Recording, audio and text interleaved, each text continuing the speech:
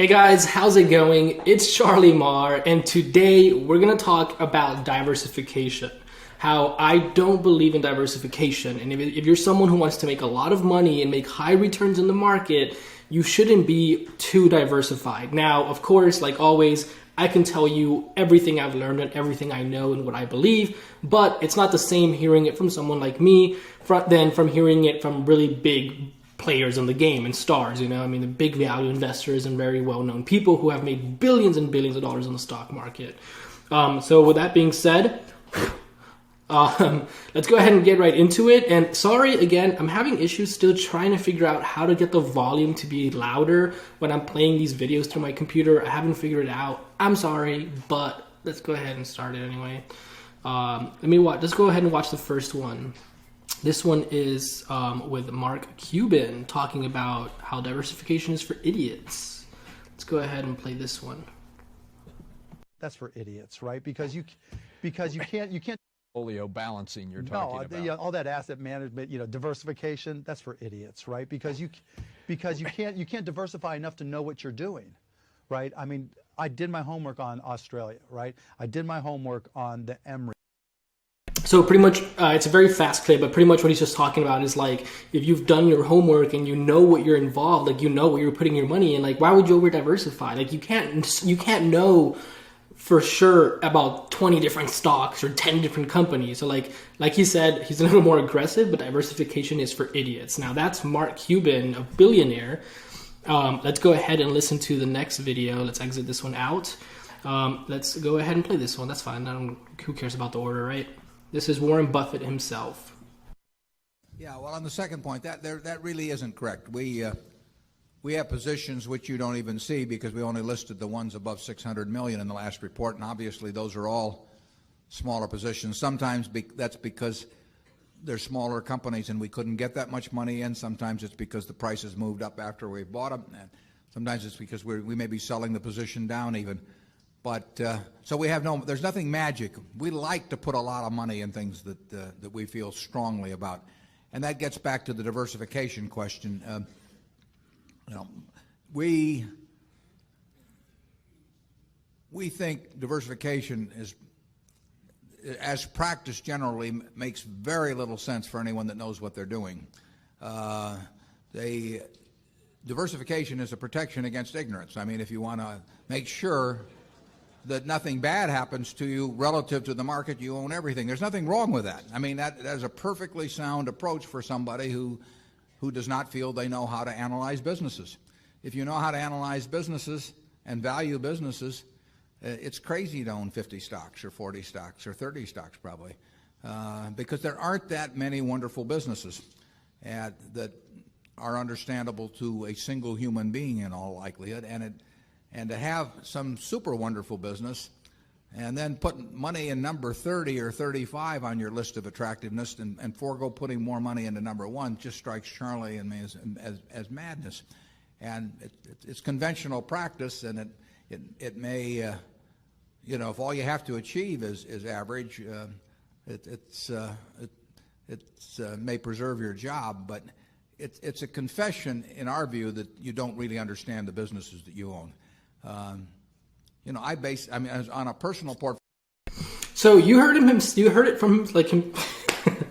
You heard it from Warren himself. Like, if you're really over diversified, like that's honestly like a confession within itself that you don't even know what you own. And he said it very well. I mean, I always tell you guys, if you go through hundreds and hundreds of stocks, and then you narrow down your list and like you have your top 10 investments and then you rank them from the best idea to the worst idea, why would you add money on the 10th, 9th, or 8th one, 7th one? Why not focus on the top 5, top 3?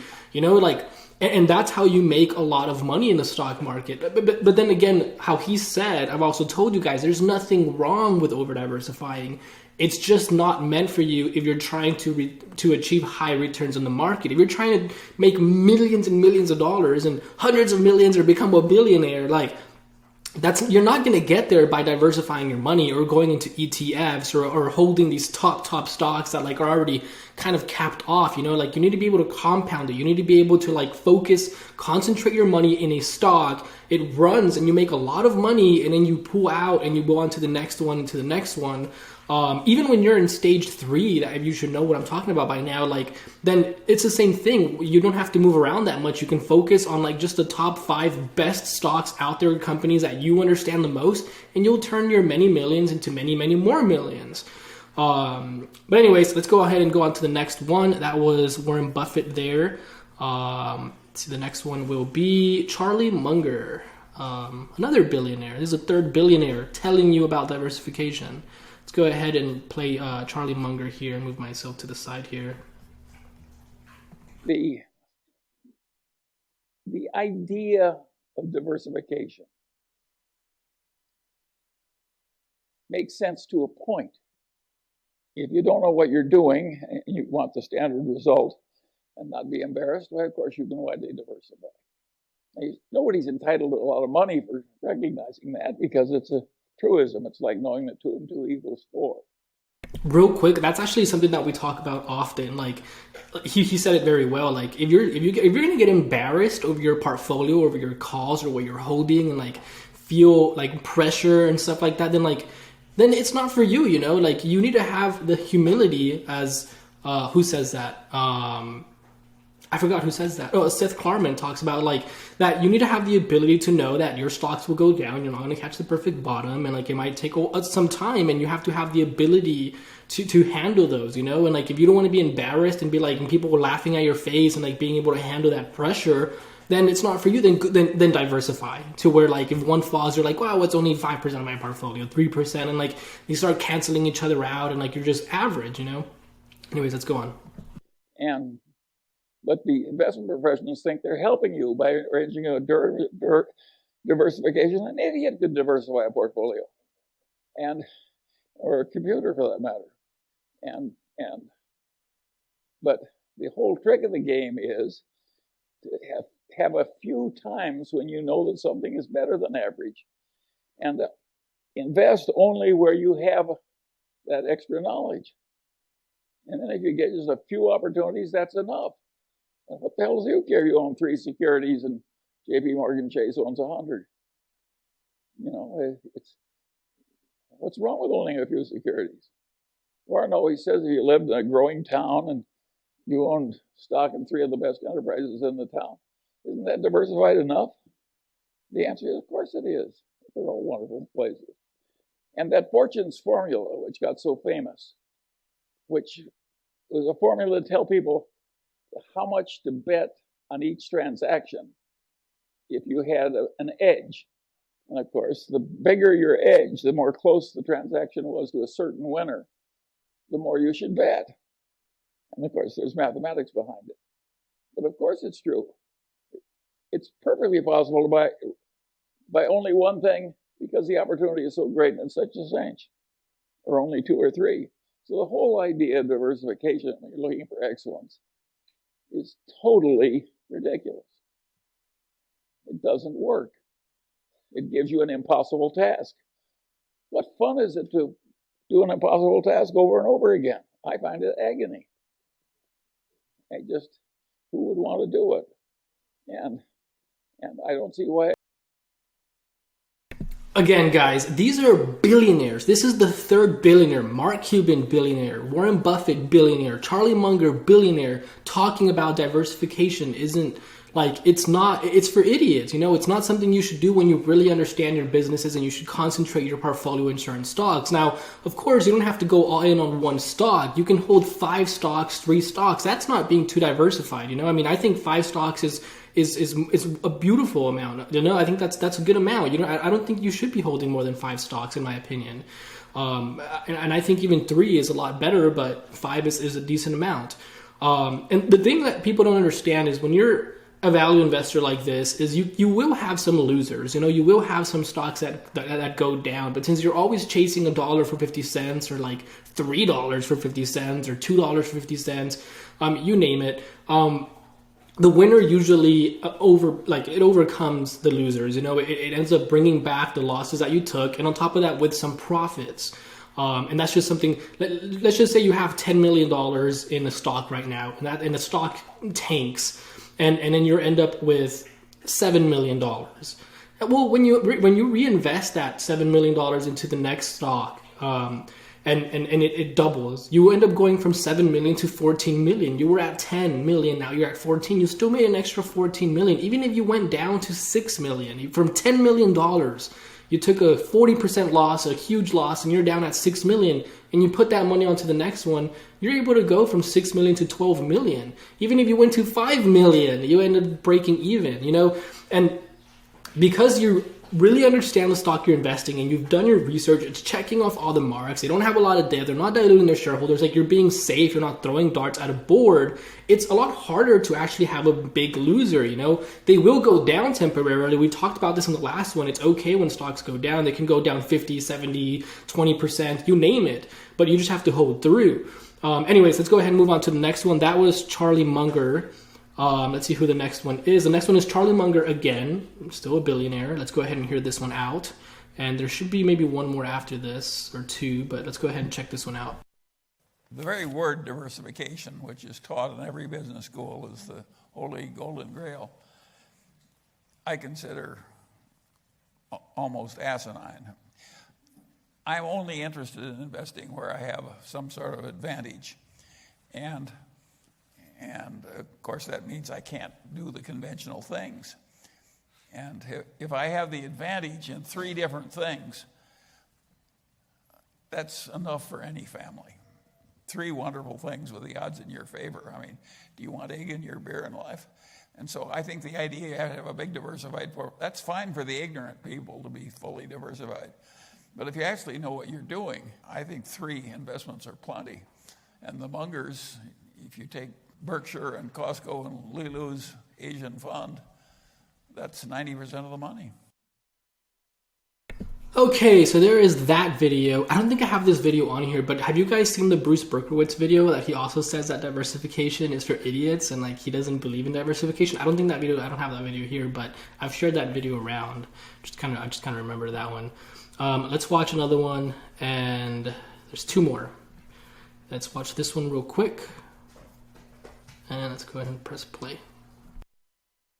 Tell us a little about your portfolio. Why so few names? Obviously there has been some rumors of the performance, up 6% for the first quarter. I know you can't say that's accurate or not accurate. With most of your portfolio up double digits, one down double digits, which we'll talk about. But give us just a take on why so few names. And so for a bunch of reasons. I mean, I've always had the view that, why not own the best 10 or 11 investments? By the way, this is Bill Ackman, another billionaire. That is the 4th billionaire telling you the same idea, the same concept.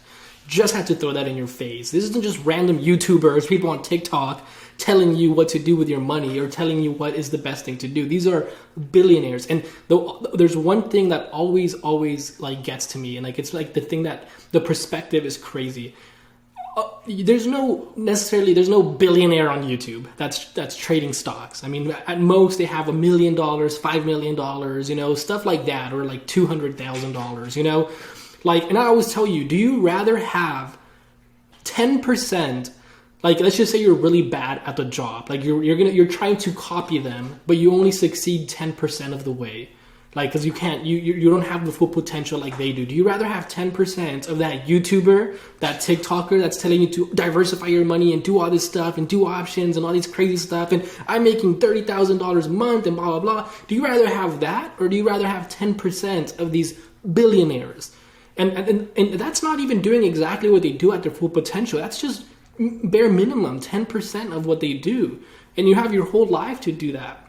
Again, I'd rather have 1% of what a billionaire is doing. I'll have a lot more money probably than what these YouTubers are doing if I have 10% of what they have. Does that make sense? 1% is probably more. I don't know what the actual math is. Maybe I'm wrong, but you get the picture. Anyways, let's move on. Bill Ackman here. Billionaire, Bill Ackman. Opposed to ideas 12 through 25, or 12 through 100, which is more typical. And so for a bunch of reasons. I mean, I've always had the view that, why not own the best 10 or 11 investments as opposed to ideas 12 through 25, or 12 through 100, which is more typical. And I think there are very few great investments at any one time. So the ability to concentrate is an enormously valuable asset of a strategy. The problem with it is it leads to bumpier returns. And it leads to more attention on mistakes or things that aren't going well. I don't know a portfolio manager that doesn't have a stock that's down in his portfolio, right? But you don't read articles about, we're getting an awful lot of attention for a pretty high-profile situation that's struggling.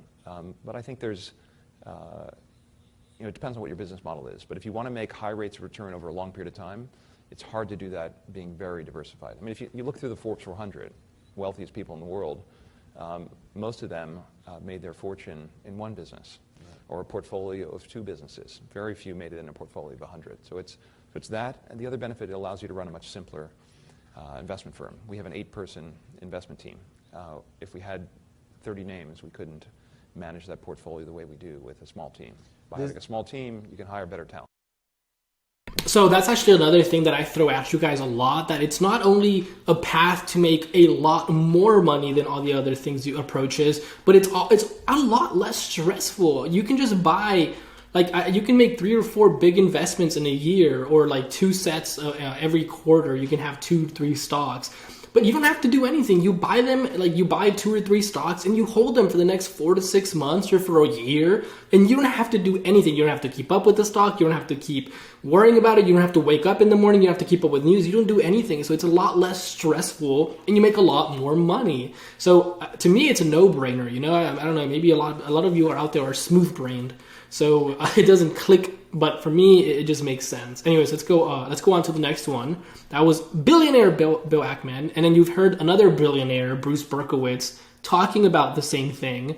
That's 5 billionaires already telling you not to. You don't have. If you want to make high returns, you don't diversify your money so much. And Bill Ackman said it himself, it's going to be a bumpy ride. Your portfolio is going to be moving a lot. You're focused in a very small amount. So when there's bad news kicking in and you're concentrated in that stock, it's going to be very volatile. So you have to have the stomach and the psychology behind that to hold through. And you can only do that when you really understand the business.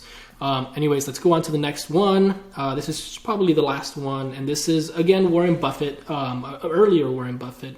He's a lot younger here. Oh, he's still old, but young. Let's go on.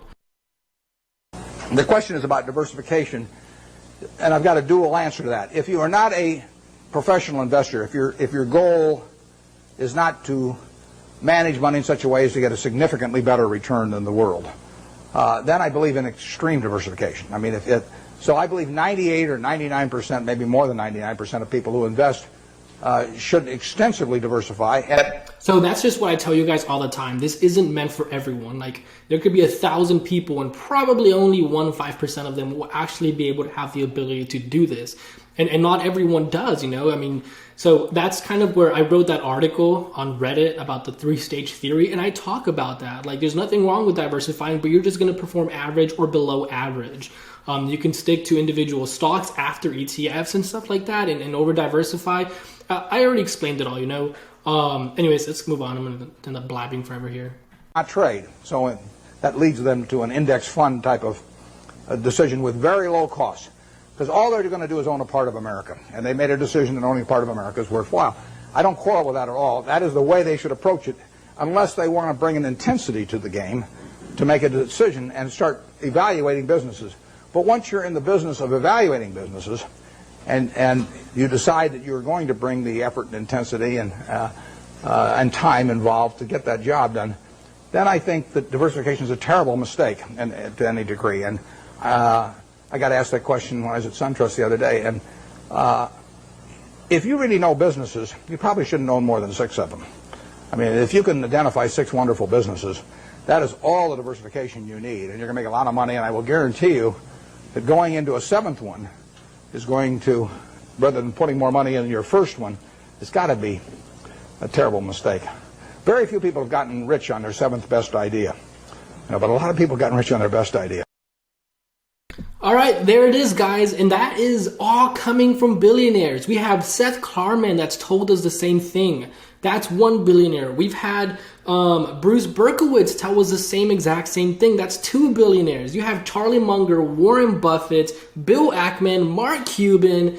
These are billionaires, you know, and excluding Mark Cuban, the rest of these other guys, they're actually investors. They didn't invent anything, you know, they didn't do much of that. Like, they didn't create an Apple, create a Microsoft, or create Tesla. You know, that's also another way to make a lot of billions. But there's two worlds, you know, you're either the entrepreneur, the creator, or you're the investor. And what was I going to say? And they're both undiversified. Like, you make all your money based on one idea, and you can, anyways, I can talk about that forever. And then you have Mohnish Pabrai as well. I mean, Mohnish Pabrai has hundreds of millions of dollars, and he also talks about the same thing, you know. He's not a billionaire, but he's someone who has hundreds of billions of dollars. Anyways, so that's it on this video. It's another lesson that I just had to throw your way. We've learned so much, you know, we talked about so many different things. We've learned about the 3-stage theory. We've learned about not diversifying your money. We learned that it's okay for stocks to go down. I don't even remember. We've learned the misconception about what you should do when you have small money versus big money. That value investing isn't dead, and that it's still the best performing thing out there. We've learned a lot, you know. I don't even remember all the YouTube videos, and just for a minute, I'll make this video a minute long. Let me see just videos that I've been posting. So if you're just watching this video and you haven't watched the other ones, you'll have an idea of the kind of videos, of the kind of topics we've covered that is going to help. All these videos are going to help rewire your brain, and it's what's made me who I am. So let me go ahead and just go down the list of these videos to give you an idea. So we talked about value investing being dead, how it's not dead, and how you can still outperform and kick ass being a value investor. We talked about the misconception of Warren Buffett, how you shouldn't be investing in these big companies, how you should stay away from stocks like Tesla, like trying to find the next Amazon, trying to find the next, like, that path will make you money, but it's not a great way to make millions and millions, a compound, in other words, and how you shouldn't be following that method unless you have millions and millions of dollars. When you have a smaller amount of money, you should be focused on more, you shouldn't be worried about trying to find a needle in a haystack. You should be focused on other companies. We confirmed the 3-stage theory with Seth Klarman, confirming that you should evolve as you have more money from stage 1 to stage 2 and stage 3. Stage 1 being you're focused on really small, obscure companies that no one's paying attention to. They don't get a lot of attention, and you compound like crazy. You buy a crappy business for great value, and then you go to stage 2. You evolve to buying okay businesses for okay prices, buying $1 for $1. Maybe you focus on buying $1.50, and then you start buying $1 for 80 cents, $1 for $1, $1 for 20 cents. And then you evolve to stage 3 where you're buying $1 for $2, $1 for $4, because that dollar will end up being worth 8 or 10 in the future. So that's that. And then we talked about the compound power. I showed you how you do compound your money and how it's easier to find 4, like the way I see it is, instead of finding one stock that'll get me 1,000% return or 10 times my money, I'm trying to find one stock that will 10x. It's easier to find 10 smaller stocks that will double my money. So we talked about that. We talked about forget about technical analysis. Stop messing with technical analysis. It's a waste of time. If you spend an hour doing technical analysis, you wasted 55 minutes of your life. So don't mix technical analysis. Don't talk about technical analysis. We talked about fake gurus, the difference between someone like me. I like to categorize myself in a different place. That's up to you. Compared to all the YouTubers, you know, to be careful who you try and follow, who you try to take advice from, who you try and learn from, who you consider as your mentor and guru, because there is a lot of fake people out there. And a lot of those fake people, even if they make a lot of money, it's not always from what they actually do. They don't make money off real estate or investing. They make money off their YouTube. So always be careful where their actual income and 80% of their money is coming from. We talked about traits, the 10 traits you should have to making millions in the market. We talked about ignoring all the noise, blocking out all the noise, forgetting about all those people who are random Reddit winners who are turning 1,000 into 50,000 because they had a random option cause. So blocking out all the noise. We talked about that when you buy a stock, it's okay for it to go down. It's okay to be down 25, 10, 50%. If you know the value of the stock, you just have to hold through it. We talked about having your value investing mentality, how to gain that mentality, how to know where to look, what kind of questions to ask yourself. And then we talk even more about Bruce, about value investing with Bruce, with the professor, and he breaks down a lot more things that, again, goes towards mentality and changing your perspective in the stock market. And now I'm teaching you about diversification, that you shouldn't be over diversified. These are all amazing videos. These are like probably the best content I've ever posted. And I feel okay with it because guess what? Not a lot of people are going to watch them. So it's not like going to ruin it for us. It's still going to be a little secret. Anyways, that's it. Hope you guys learned something. I'll see you guys on the next video, and I hope I keep delivering amazing content that'll help you guys.